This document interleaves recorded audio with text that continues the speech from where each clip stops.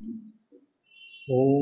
ஸ்ரீகாந்தத்ருஹிணோபமன்யுதபனஸ்கந்தேந்திரநന്ദ്யாதயः பிராச்சீனோ குரவோபி யஸ்ய கருணாலேஷாத்கதா கௌரவம் தம் சர்வாதிகுரும் மனோஜ்ஞவபுஷம் மந்தஸ்மிதாலங்கிருதம் சின்முத்ராங்கிதமுத்ரபாணிநளினம் சித்தே சிவம் குர்மஹே.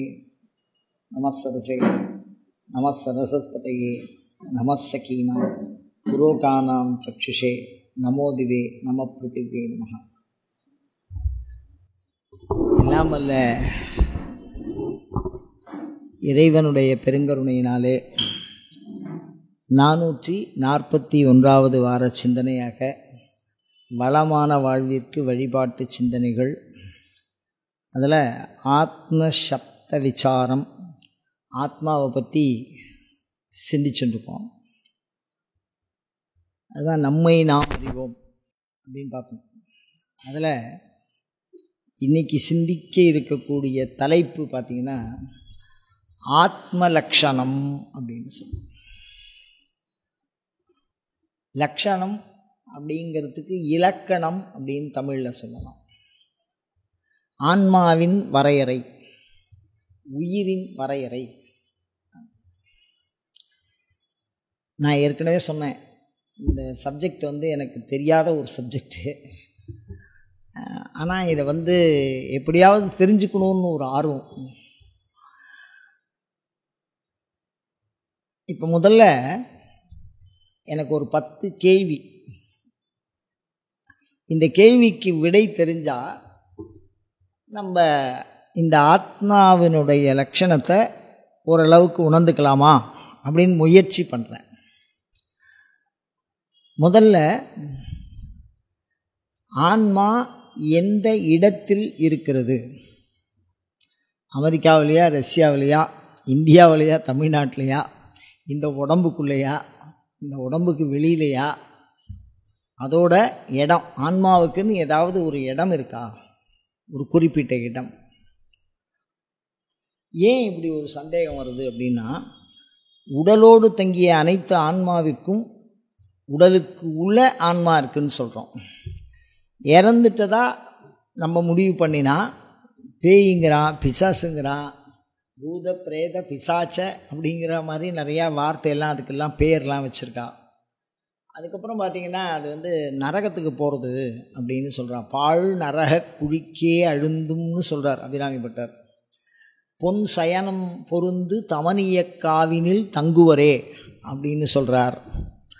பாவையர் ஆடவும் பாடவும் அப்படின்னு சொல்கிறார். இதெல்லாம் சொர்க்கத்தை பற்றி குறிப்பெல்லாம் இருக்குது. அப்படி ஒரு சௌக்கியமான இருந்தால் நமக்கு மரணம் சௌக்கியமாக தான் இருக்கும். ஏன்னா இங்கே கஷ்டப்பட்டு இருக்கிறதுக்கு அங்கே என்ன பண்ணலாம், அப்படியே போயிடலான்னு ஒரு எண்ணம் வருது மனசுக்குள்ளே. அதனால் அப்படி மேல் உலகம் அப்படின்னு இருந்தால் அங்கேயும் இந்த ஆன்மா செல்லுமா?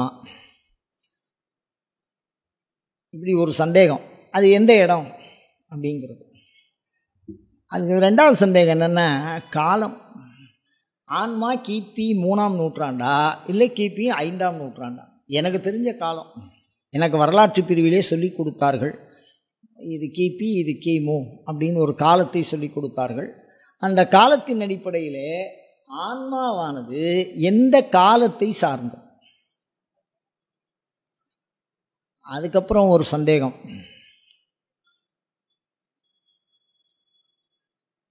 இயக்கம். ஆன்மா இயக்குகிற பொருளா, இயங்கும் பொருளா? ஆன்மா டைரக்டராக இருக்குமோன்னு யோசிக்கிறேன். இயக்குதல் வேறு, இயங்குதல் வேறு. அதுக்கு அடுத்தது பார்த்திங்கன்னா, ஆன்மாவுக்கு விருப்பம் இருக்கா அப்படின்னு ஒரு சந்தேகம் வரும். இச்சை, ஆசை என்பது பிறப்பினும் வித்துங்கிறான் வள்ளுவன். ஆசையை அறவே ஒழித்து விடு புத்தர். ஆசை கடலுள் அகப்பட்டு அந்தகன் கை பாசத்தில் அல்லற்பட இருந்தேனே அபிராமி பட்டர். எல்லாம் ஆசையை பற்றிலாம் சொல்கிறார். அப்போது ஆன்மாவுக்கு என்ன விருப்பம் இருக்க முடியும்? ஆன்மாவுக்கென்று என்ன விருப்பம்? இப்போ எறும்பு ஒரு வேலை பண்ணுது, யானை ஒரு வேலை பண்ணுது, மிருகங்கள் தாவரங்கள் ஒன்றுத்துக்கும் ஒவ்வொரு செயல்பாடுன்னு ஒன்று இருக்குது. காலமுறையிலேருந்து சாயந்தரம் வரைக்கும் அது மாட்டுக்கு வேலையை பார்த்துன்னு தான் இருக்குது. தென்னை மரம் அப்படியே பக்கத்தில் இருக்குதுன்னு நம்ம நினச்சிட்டு இருக்கோம். அது 20 வருஷமாக என்ன பண்ணிகிட்டே இருக்கே, வளர்ந்துட்டே இருக்குது. ஏதோ தேங்காயை கொடுக்குறது, நம்மளும் வரிச்சுக்கிறோம், திருப்பியும் ஏதோ ஒன்று கொடுக்கும். எல்லாத்துக்கும் ஒரு வேலை இருக்குது. அந்த மாதிரி ஆன்மா எந்த வேலையை செய்து கொண்டு இருக்கிறது? ஆன்மா என்ன வேலையை செய்து கொண்டு? அது மாதிரி அறிவு ஆன்மாவிற்கு இயல்பானதா இல்லையா இருக்கா?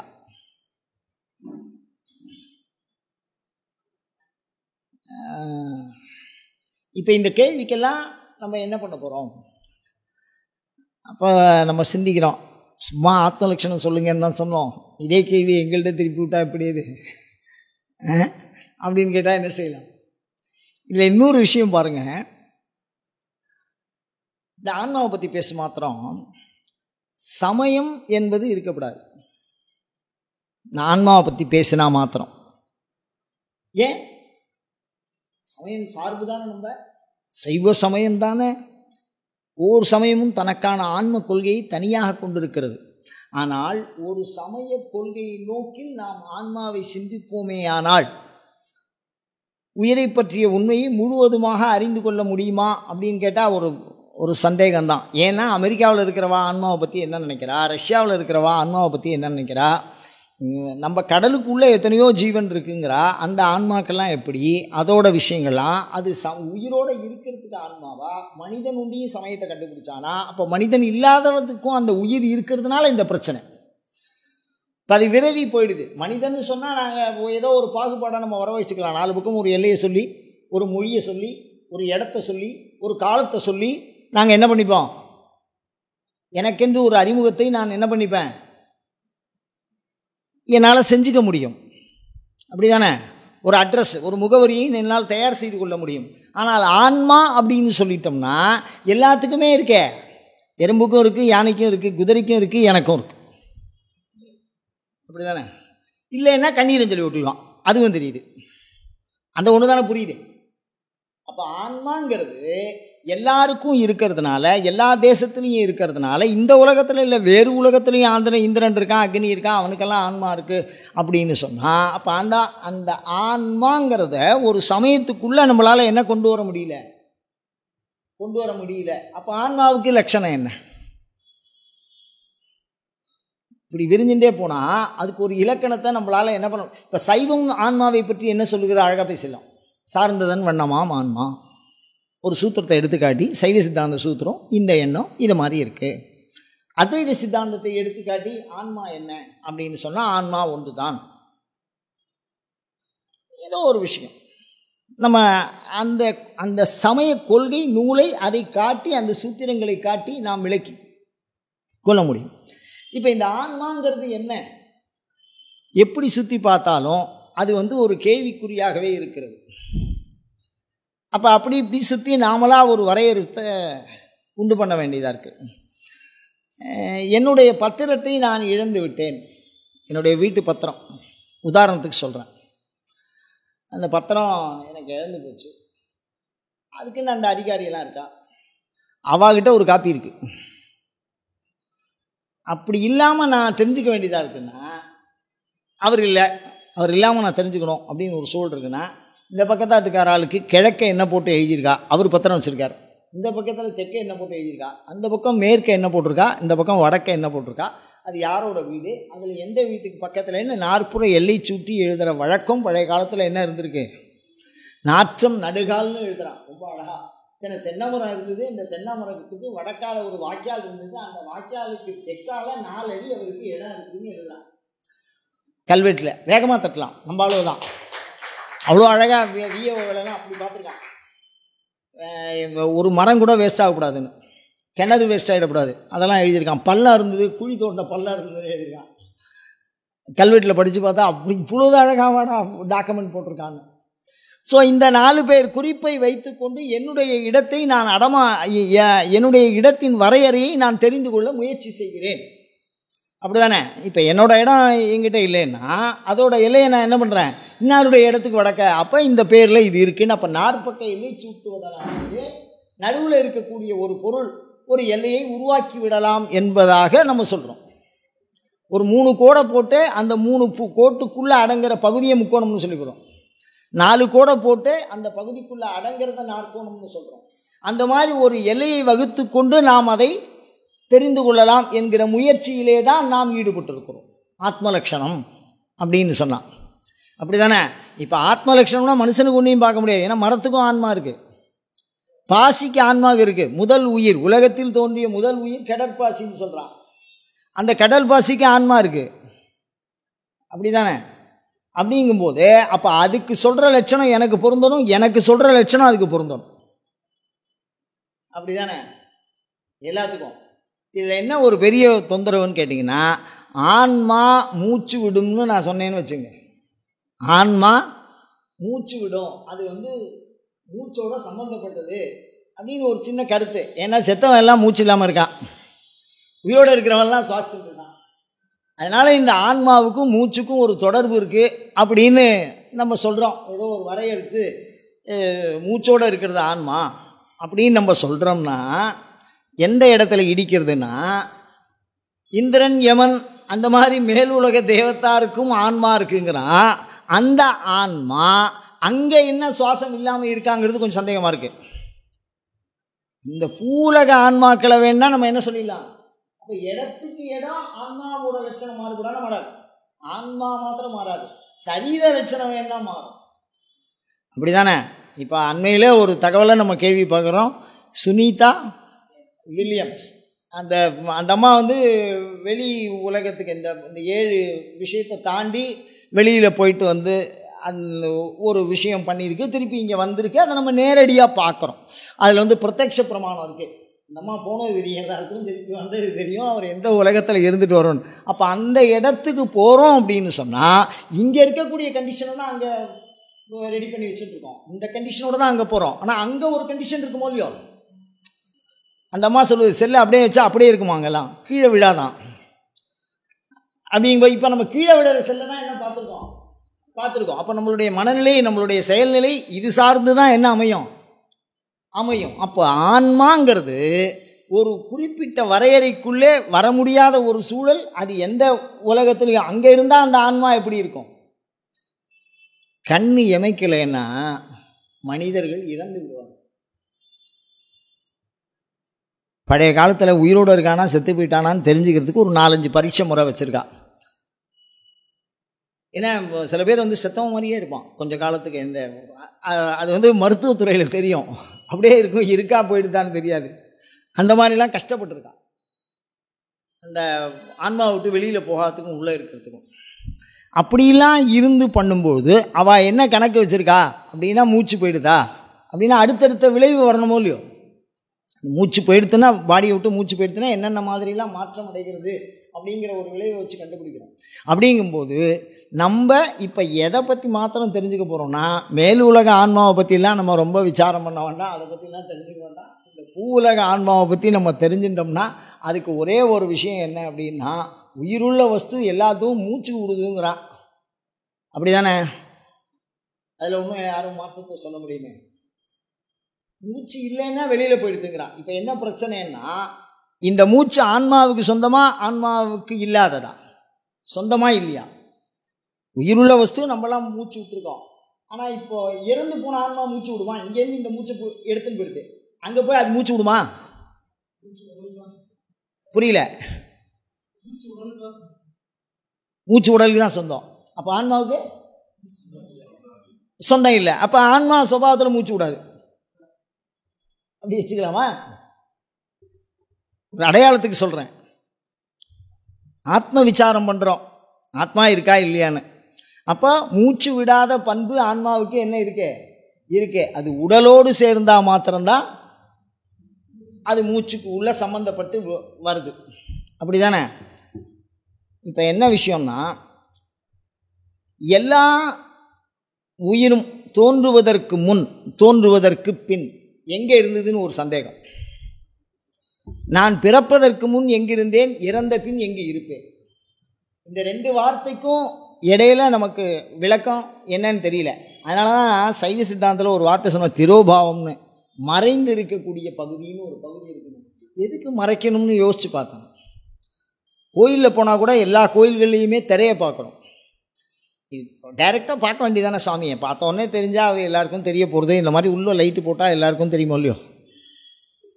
என்ன சொல்லுங்கள், எல்லோரும் பார்த்தோன்னே அப்படிலாம் செய்யலை பெரியவா. ஏதோ ஒரு காரணமாக ஒரு திரையை வச்சுருக்கான், அந்த திரையை தள்ளி தான் அவனை பார்க்க வேண்டியது. அப்படிதானே திரோபாவம்ங்கிறது. அப்போ எதை பற்றிய உண்மையை நாம் முழுவதுமாய் இன்று வரை அறிந்து கொள்ள முடியாத நிலை அப்படின்னா பிறப்பதற்கு முன் இறந்ததற்கு பின். அதை பற்றி நமக்கு எந்த விதமான தகவலும் இது வரைக்கும் தெரியாது. நம்ம உயிரோடு இருக்கும்போது நமக்கு ஓரளவுக்கு எல்லாம் தெரியுது. ஓரளவுக்கு ஆன்மாவை பற்றி விசாரம் பண்ணால் தெரியும். ஏதோ பிலாசபியில் 4 புத்தகம் படிக்கிறான்னா கொஞ்சமாக தெரிஞ்சுக்கலாம், அவ்வளோதான் விஷயம். அப்படி பண்ணும்போது அப்போ அந்த இடைப்பட்ட காலத்தில் அதை பற்றிய உண்மையை பற்றிய விளக்க நூல்கள் இருக்கா? அது எங்கெங்கே போகிறது, எப்படிலாம் இருக்குது அப்படின்னு இருக்கா? ஒவ்வொரு சமயமும் அதற்கான விளக்கத்தை வெவ்வேறாக தருகிறது. ஏன்னா அதற்கான இறுதிச் சடங்குகளை பற்றிய விஷயங்களை சொல்லும்போது அதில் அது என்ன இருக்கு, அந்த விஷயம் ஓரளவுக்கு இருக்கா மாதிரி இருக்குது. அப்போ ஆன்மா அதோட வரையறையை சொல்லணும்னா, ஆன்மாவுக்கு பிறப்பு என்பது உடலை எடுத்துக்கொள்வது, இறப்பு என்பது உடலை விட்டு விடுவது. உடலை எடுத்துக்கொள்வதற்கும் விட்டு விடுவதற்குமான பண்பு எதனிடத்திலே இருக்கிறதோ அது ஆன்மா.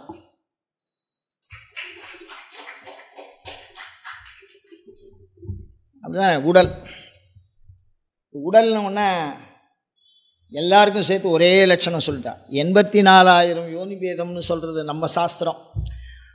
அதை நம்ம எண்ணுவும் எண்ணாமல் இருப்போம், அதை பற்றிலாம் விட்டுருவோம்.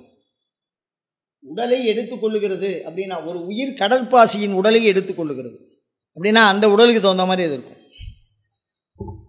ஒரு உயிர் மானுட உடலை எடுத்துக்கொள்ளுகிறது, ஒரு உயிர் பசு உடலை எடுத்துக்கொள்ளுகிறது, ஒரு உயிர் காளையின் உடலை எடுத்துக்கொள்ளுகிறது, ஒரு உயிர் ஆண் உடலை எடுத்துக்கொள்ளுகிறது, ஒரு உயிர் பெண்ணுடலை எடுத்துக்கொள்ளுகிறது, ஒரு உயிர் அலி உடலை எடுத்துக்கொள்ளுகிறது. அப்போது உடலை எடுத்துக்கொள்ளுகிற பண்பு எதற்கு இருக்கிறதோ, உடலை விட்டு விடுகின்ற பண்பு எதற்கு இருக்கிறதோ அந்த பண்பிற்கு ஆன்மா அப்படின்னு ஒரு லட்சணத்தோட சொல்லி அதுக்கு ஒரு வரியை சொல்லி நிற்கிறோம். சரி, இப்போ உடம்பு எதுக்கு எடுக்கணும்? அது இந்த உடம்ப எதுக்கு ஆன்மா எடுக்கும்? அனாத்மவாதம், கடவுள்னு ஒருத்தர் இல்லை, அந்த விஷயத்துக்கு போல நம்ம அது கடவுள் பண்பு. இந்த எந்த ஒரு செயலும் ஒன்று நிகழறது அப்படின்னு சொன்னால் அந்த நிகழ்வதற்கு ஏதாவது ஒரு காரணம் இருக்கிறது. அது உயிருடைய பொருளாக இருந்தால், அதாவது உயிர் அப்படிங்கிறது இந்த இடத்துல அறிவு பண்பா, அதுதான் லட்சணம். திருப்பி திருப்பி அதே வார்த்தையை சொல்லிட்டு இருக்கக்கூடாதுல்ல. அப்படி எடுத்துன்றதுன்னா அதுக்கான காரணம் என்ன? இந்த உடலை ஏன் இந்த உயிர் எடுத்துக்கொள்கிறது? அதுக்கான காரணம் என்ன? ஏதாவது சிந்திக்க முடியுதா? மிக அழகாக தமிழ் பேரகராதி மிக அழகாக விளக்கம் சொல்லுகிறது. சிவம் என்கிற சொல் அனுபவம் என்பதையும் குறிக்கும், பொருந்துவது என்பதையும் குறிக்கும், உடல் என்பதையும் குறிக்கும். இந்த ஆன்மா தனக்கென்று ஒரு அனுபவ உணர்வு, என்னது அனுபவ உணர்வு, அந்த உணர்வை பெறுவதற்கு இந்த உடலை எடுத்துக்கொள்கிறது. எந்த உடலாக இருந்தாலும். புரியுதா புரியலையா? இப்போ அனுபவம் பெற வேண்டும் என்பதற்காக மட்டுமே உயிர் உடலை எடுத்துக்கொள்ளுகிறது. அப்ப அனுபவம் உயிரிடத்து இயல்பாக இல்லை, அது எதையோ தேடுறது. பசிக்கிறவன் உணவை தேடுற மாதிரி ஆன்மா அனுபவத்தை தேடுகிறது. அந்த அனுபவத்தை தான் பெற்றுக்கொள்வதற்காக ஒரு உடலை பெற்றுக்கொள்கிறது. அது கடவுள் கொடுத்தான்னு இருக்கட்டும், இல்லை அதுவே கூண்டு கட்டிட்டதாக இருக்கட்டும், அதை பற்றிலாம் நம்ம ரொம்ப யோசிக்க வேண்டாம். ஏன்னா ஆன்மாவை பற்றி மாத்திரம்தான் இந்த சப்ஜெக்டில் நம்ம பேசுகிறோம். வேறு எதுவும் குறுக்க வந்துடுதுன்னா குழப்பமாக போயிடும். திருக்கடையூரில் வழக்கமாக சொல்கிறது உண்டு, குளத்தாங்காரையில் வச்சது குத்தமாடா. என்னது? திருக்கடையூரில் தத்துவம் எவ்வளோ அழகாக பேசுகிறான் பாருங்க. குளத்தாங்காரையில் வச்சது குத்தமாடா அப்படின்னு கேட்டான். காரணம் என்னன்னா, தேவர்களுடைய அமுத குடம் அதை வச்சது குளத்தாங்காரையில் வச்சுட்டான்.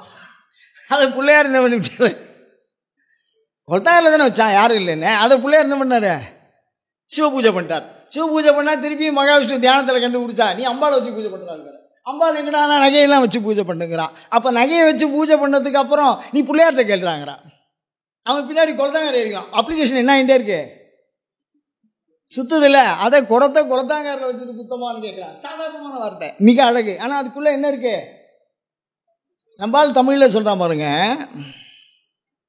4 மாதமாய் வேண்டி கொண்டு வந்தான் ஒரு தோண்டி, அதை கூத்தாடி கூத்தாடி போட்டு உடைத்தாண்டி. இப்போ இந்த கூத்தாடுதல் அப்படி, கூத்தன்னு சிவனுக்கு பேர், சிவபெருமானு கூத்தன். அதுதான் தில்லை ஊரர்தம் பாகத்து உமை. அபிராமிந்தாரி சொல்லலாம் மூச்சு நின்றுடும் எனக்கு. அதனால் தில்லை ஊரர்தம் பாகத்து அப்படி தானே. சிதம்பரம் கூத்துங்கிறது, கூத்தன் புறப்பட்டு போனாக்கால் திருமூலர் எல்லாம் இருக்கு. இடப்பக்கம் நோகுதென்றார், கிடக்க படுத்தார், கிடந்து விழுந்தார். என்ன அண்ணா சாப்பிட்டான், என்னமோ லெஃப்ட் சைடு வலிக்கு, அப்படியே போயிட்டாங்கிறான். அவ்வளோ பயமாக இருக்குது. காரணம் என்னென்னா, அந்த கூத்தன் இருக்கிற வரைக்கும் தான் இந்த விஷயம். அப்போது ஆன்மா அனுபவத்தை பெறுவதற்காக உடலை எடுத்துக்கொள்கிறது. அது எப்படியா இருந்தாலும் சரி, சுதந்திரமாக தானே கூடு கட்டினாலும் சரி. குருவி கூடு கட்டலையா என்ன, பிரமாதமாக கேட்டுது. அதில் பெரிய பெரிய ரகசியத்தை கண்டுபிடிக்கிறா இப்போ விஞ்ஞானிகள்லாம். அது எந்த பக்கம் பார்க்க காத்திருக்கோ அந்த பக்கம் காத்தால் வருதுங்கிறது அதுக்கு தெரியுதுங்கிறான். நம்ம என்னமோ நினச்சிட்டுருக்கோம் குருவிங்கிறோம். அது கட்டுற கூடு எந்த பக்கம் அந்த காற்று வீசுங்கிறதுக்கெல்லாம் அதுக்கு தெரியுது. அது மிக அழகாக கட்டுகிறது. மனிதன் கட்டுகிற கூட்டை விட மிக அழகாக கட்டுகிறது. வேதத்தில் ஒரு பாகத்துக்கு தைத்திரிய மந்திர கோஷம்னு பேர். தித்திரினா புறா. அது தன்னுடைய குட்டிக்கு வாயில் பழத்தை சாப்பிட்டு தானே சுத்தமாக ரசமாக்கி தான் சாப்பிட்டுட்டு அது வாய்க்குள்ளே அழகை வச்சு ஸ்ப்ரே பண்ணும் உள்ள.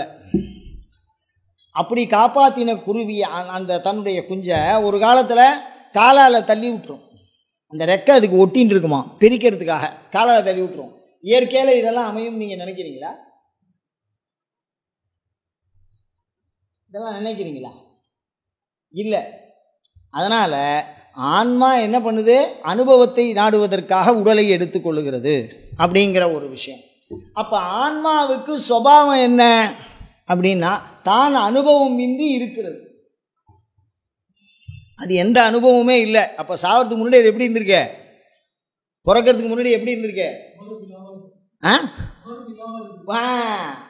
அதை எப்படி சொல்லணும் அப்படின்னா, ஒருவர் முழு போதையில் இருந்தால் எப்படி இருப்பார், அவர் தண்ணீரை மறந்து இருப்பார். அவர்கிட்டேருந்து இருக்கிற பொருள்லாம் எல்லாரும் பறிச்சுன்னு போயிடுவா. தன்னை எந்த இடத்துல இருக்கோங்கிறது தெரியாமல் இருப்பார். திருப்பியும் அவருக்கு அந்த தன்னுணர்வு வருது அப்படின்னு சொன்னால், ஆஹா இந்த இடத்துலையா படுத்துட்டு இருந்தோம் அப்படின்னு ஒரு பெரிய மனிதராக இருந்தார்னு வச்சுங்களேன். அப்போ என்ன ஆகும்,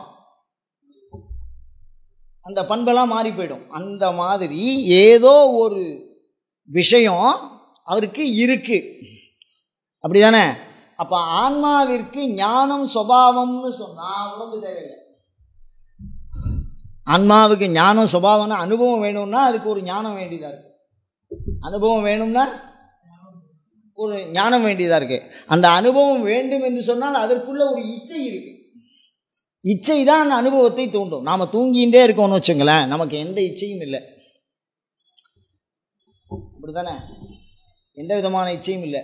கண்ணை முழிச்சுக்கிறோம், பழையபடி எல்லாம் ஆரம்பிச்சிடும். நான் எந்த இடத்துல இருக்கிறேன், எந்த இடத்துல அவன் சொந்த வீடாக இருந்தாலும் சரி, கல்யாண வீடாக இருந்தாலும் சரி, மற்ற வீடாக இருந்தாலும் சரி, அவன் எந்த இடத்துல விட்டானோ அந்த இடத்துல கான்சியஸ் என்ன வந்துடும், அவனுக்கு வந்துடும். வருமா இல்லையா?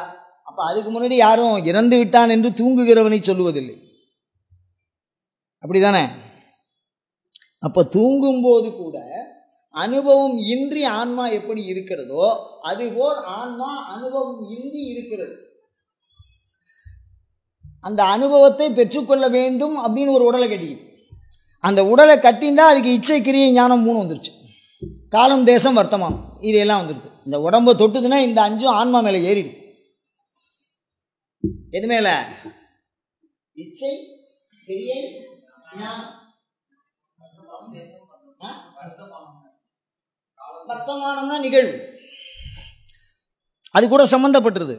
ஒரு நிகழ்வு மகிழ்ச்சியான நிகழ்வு, ஒரு நிகழ்வு துக்கமான நிகழ்வு. அப்போ அந்த நிகழ்வுக்கு தகுந்த மாதிரி நம்மளுடைய புத்தி, செயல், இச்சை எல்லாமே மாறிடும்.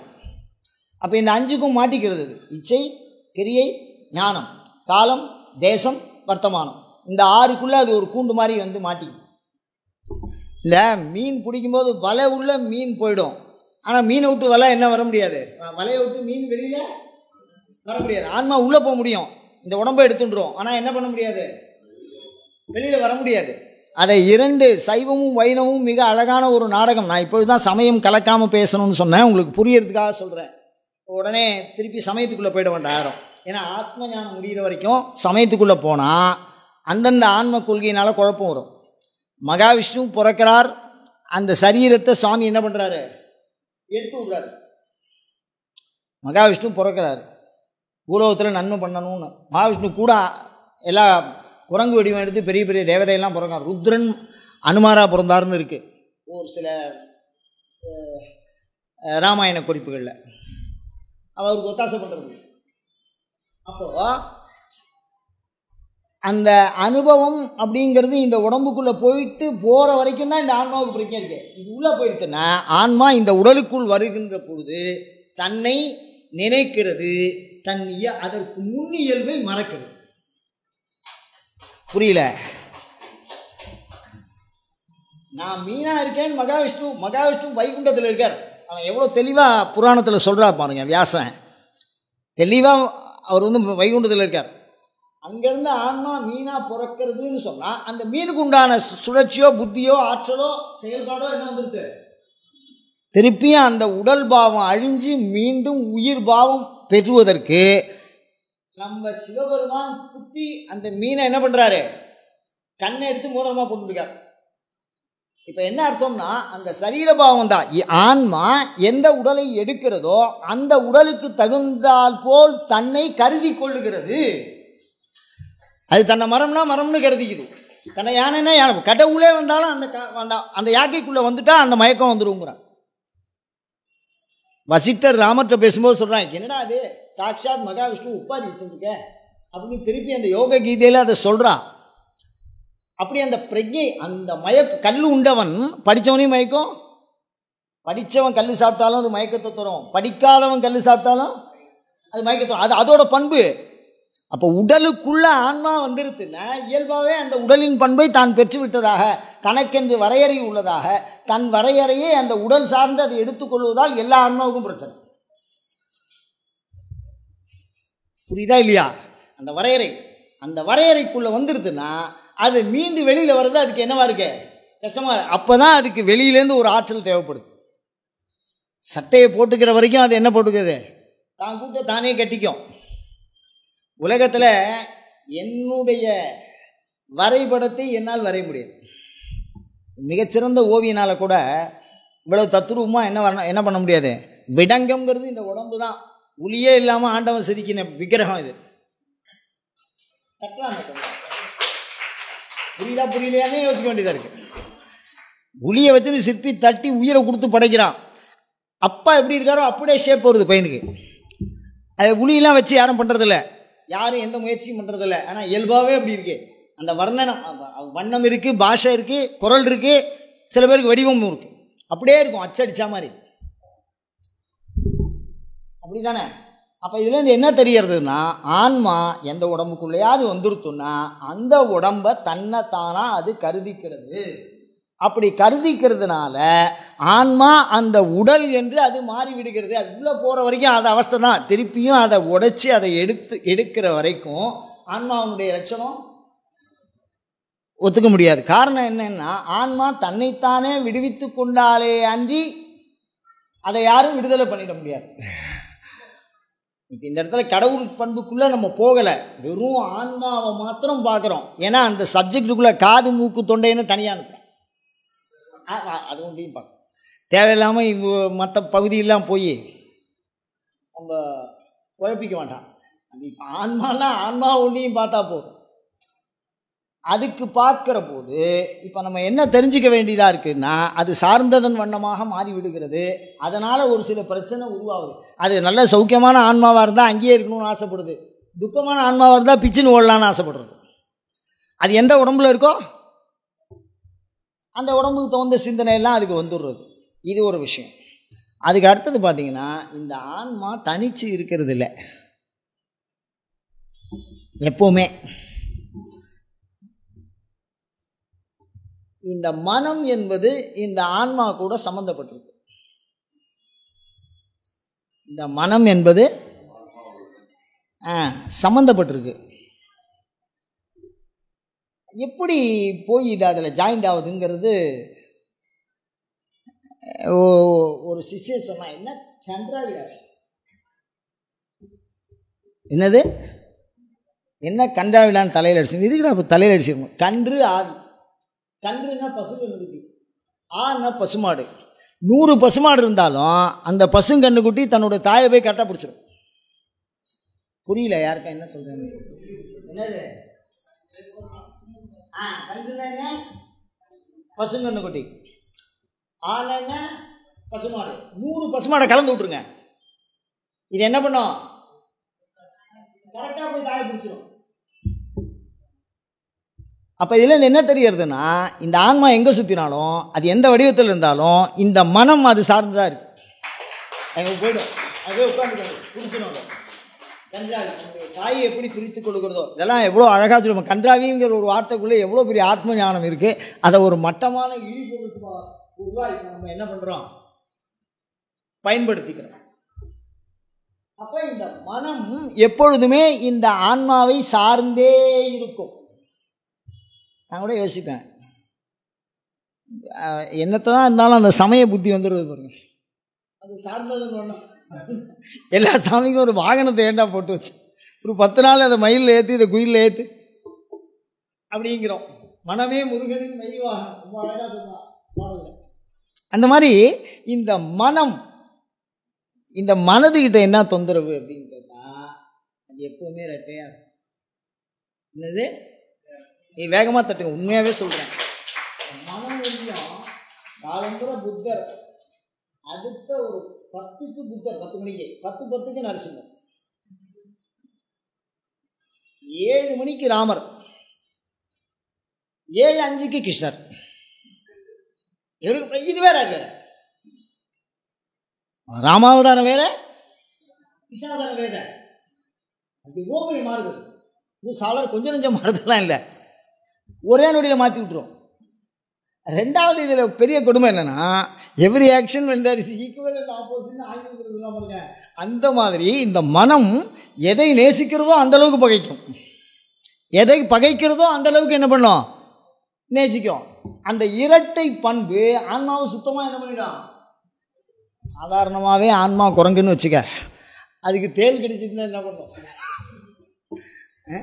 அது கொஞ்சம் மரத்தில் இருக்கிற தேனை குடிச்சிருச்சுன்னா என்ன ஆகும்? இன்னும் கொஞ்சம் தாவும்.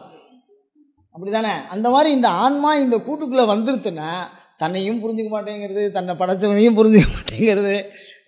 அதுக்கு தெளிவும் இல்லாமல் ஒரு ஆடும், ஒரு மிகப்பெரிய ஆட்டத்தை அது ஆடி சென்று விடும். அதனால் ஆன்மா என்பது, ஆன்மாவுக்கு எப்பொழுதுமே இந்த மனம் துணையாக இருக்கிறது. அது விரும்பினாலும் விரும்பலைன்னாலும் இது என்ன வந்துடுது? கூடவே வந்துடுது. அது 2 முரண்பட்ட பண்புகளை கொண்டதாக இருக்கிறது. இந்த ஆன்மா, அந்த மனம், இது 2ம் துணையாக இருந்தால் தான் பிறவின்னு ஒன்று வரும், பூர்வ ஜென்ம ஞாபகம்னு ஒன்று வரும், இல்லைன்னா வராது. புரியுதா உங்களுக்கு? எந்த ஒரு நீங்கள் இப்போ இந்த பிறவியில் புண்ணியம் பண்ணால் அடுத்த பிறவிக்கு போகலான்னு யாரோ ஒரு புண்ணியமாக எழுதி வச்சுருக்காங்கன்னா அது தெரிஞ்சுக்கிறதுக்கு மனம் உண்டி தான். இந்த கான்செப்ட் இருந்தால் தான் நீங்கள் அந்த புண்ணியம் பாவத்துக்கு நீங்கள் போகலாம். ஒரு அறிவுலேருந்து 2 அறிவுக்கு நீங்கள் மாறணும். தாவரத்தில் பிறந்திருக்கேள், அடுத்தது பறவையாக பிறக்கணும்னா 2 அறிவு வேணும்னா இந்த மனம் அதுலேருந்து அதோட ஒரு சிஸ்டத்தை மேலே ஏற்றிக்கணும். சிம் கார்டு ஒன்றா தான் இருக்குது, செல்லில் இருக்கிற வசதி ஏறிட்டு ஒரு அதுக்கு என்ன ஒரு கேமராங்கிறான், அப்புறம் அது என்னென்னவோ எனக்கு பேர் வரல. அது ஏன்னா ஒரு செல்லுக்குள்ளே பல வசதிகளை நம்ம பார்க்குறோம், அந்த வசதி ஏறிகிட்டே இருக்கு. ஆனால் சிம் கார்டு என்னது? ஒன்று தான். அந்த கார்டை ஏற்றிகிட்டே போகணுன்னா இந்த பேஸ் வச்சு அது என்ன பண்ணிக்கும்? ஏற்றிக்கும். அந்த மாதிரி ஒரு பண்பு இருக்குது. இதில் இன்னொரு விஷயம் பாருங்கள், ஆன்மாவை எப்படி தெரிஞ்சுக்கிறது அப்படின்னா, பிரத்யேகம் அனுமானதம் அப்படின்னா எந்த அனுபவம் உனக்கு மாத்திரமே வந்து அடுத்த வாளுக்கு வரலையோ அதனால் அது ஆன்மா. இப்போ என்னை கிள்ளி என்னை வந்து யாரோ கிள்ளுறான்னு வச்சுக்கோங்க, அப்படி கிள்ளுறா, எனக்கு வந்து அது என்ன வலிக்குது? உங்களுக்கு வலிக்குதா? வலிக்குது. உங்களுக்கு இல்லை, உங்களுக்கு வலிக்கும். அப்போ எது வரைக்கும் உங்கள் வியாப்தியோ, என் அனுபவம் உங்களுக்கு வராது, உன் அனுபவம் எனக்கு வராது, உங்களுடைய சிந்தனையோ உங்களுடைய அறிவோ எனக்கு எதுவும் வராது. அப்போ நீங்கள் அதை செயல்படுத்தலாம். இந்த அனுபவம் தான் முக்கியம். இப்போ இந்த அனுபவம் எந்த வரையறையில் இருக்கோ அது வரைக்கும் தான் ஆத்மாவுக்கு வியாப்தி. எது வரைக்கும்? அனுபவம் இருக்கிற வரைக்கும் தான் ஆன்மாவுக்கு வியாப்தி. அனுபவம் இல்லைன்னா ஆன்மாவுக்கு வியாப்தி இல்லை. இப்போ ஒரு சின்ன சந்தேகம் வரும். என்னன்னா, இந்த ஆன்மாவுக்கு வியாப்தி ஒரு விதைக்குள்ளே இருக்கா இல்லை உலகம் முழுக்க பரவி இருக்கான்னா? உலகம் முழுக்க பரவியும் இருக்குது, விதைக்குள்ளேயும் இருக்குது. ஒரே ஒரு சின்ன உதாரணம் உங்கள்கிட்ட சொல்கிறேன். உங்கள் கையில் இருக்கிற செல்லு அகில உலகத்தோடையும் தொடர்புடையது. அந்த செல்லு குறுகி உங்கள் கையில் தான் இருக்கு. ஆனால் அந்த ஸ்பெக்ட்ரம், அந்த அந்த ஒரு கதிர்னு சொல்கிறாள், அந்த ஒளி கற்றை அகில உலகத்தோடும் தொடர்புடையதாக இருக்கிறது. இங்கேருந்து அமெரிக்காவுக்கு கிடைக்கிறா, இங்கேருந்து லண்டனுக்கு கிடைக்கிறீங்க. அப்போ அதுக்கு எவ்வளோ வியாப்தி இருக்கு? விரிவும் இருக்கு, சுருக்கமும் இருக்கு. அந்த சுருக்கம் விரிவுக்கு மூலமாக இருக்கிறது. இப்போ என்ன பிரச்சனை அப்படின்னா, உங்களுடைய செல் பெரிய லெவலில் பேசும், என்னுடைய செல் ரூமை தாண்டி போவோம். நான் மாட்டுக்கு ஆக வேண்டியதுதான், அதோட நின்றுடும். அப்போ அந்த வியாப்தி என்னாகும்? அந்த ஞானத்துக்கு தகுந்த மாதிரி, அந்த ஞானம் இச்சை கிரியைக்கு தகுந்த மாதிரி, அந்த இச்சை கிரியா ஞானம் உடலுக்கு தகுந்த மாதிரி, அந்த உடல் காலத்துக்கு தகுந்த மாதிரி, காலம் நிகழ்வுக்கு தகுந்த மாதிரி, நிகழ்வு சூழலுக்கு தகுந்த மாதிரி, ஒன்றை ஒன்று சார்ந்து அது பெரிய கடவுளாகிறதுக்கும் வாய்ப்பு இருக்குது. அகம் பிரம்மாஸ்மின்னு சொல்லக்கூடிய கடவுளாகிறதுக்கும் வாய்ப்பு இருக்குது. மகா பாவியாகி எனக்கு எதுவுமே தெரியாது, வல்லவம் ஒன்றறியேன் சிறியேன் நின் செம்பொற் பல்லவம் அல்லது பற்றொன்றிலேன் அப்படின்னு கால விடணும். அப்படிதானே? அபிராமி பற்று இந்த ஆத்ம நிலையை அவர் சொல்றார். அப்படியே சுருங்கி போய் விடுறார். எனக்கு எதுவுமே தெரியாது, என்னை காப்பாற்றி விட்டு. அப்படிதானே? மொழிக்கும் நினைவுக்கும் எட்டாத நின் திருமூர்த்தி. இந்த வாக்கினால சொல்ல முடியல, என்னுடைய நினைவுக்கும் நீ வரமாட்டேங்கிற அப்படின்னு கேட்டார்.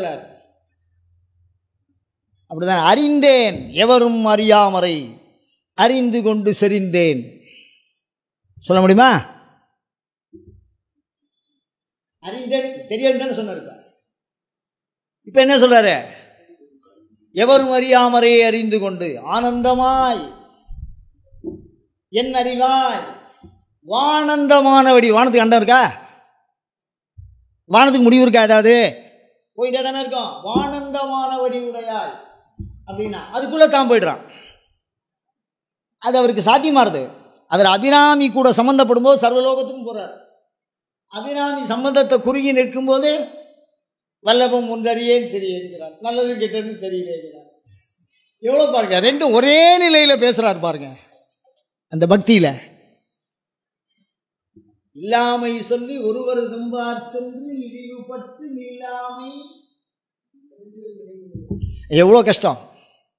என்ன அப்படிலாம் நிற்க வச்சிடாத இல்ல. அவரே சொல்றாரு,